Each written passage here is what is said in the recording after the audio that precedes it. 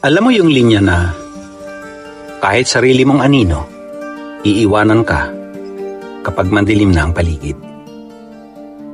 Ang bigat, no? Pero may punto. May mga araw na biglang tahimik ang mundo. Yung mga dating mabilis mag-reply, biglang nawawala. Yung mga dating laging present, biglang naging busy. Pero doon mo mararamdaman, hindi pala lahat ng kasama mo sa liwanag, kasama mo rin sa dilim. Pero teka, hindi ito para magtanim ng sama ng loob. Paalaala lang ito. Kasi, kapag madilim, kahit anino, nawawala. Pero ikaw, pwede kang maging ilaw mo.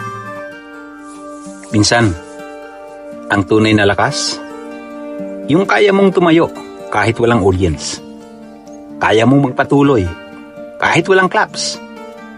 Tahimik, pero buo. Kaya tanong ko, kapag dumilim ang paligid, sino yung gusto mong manatili? At bakit?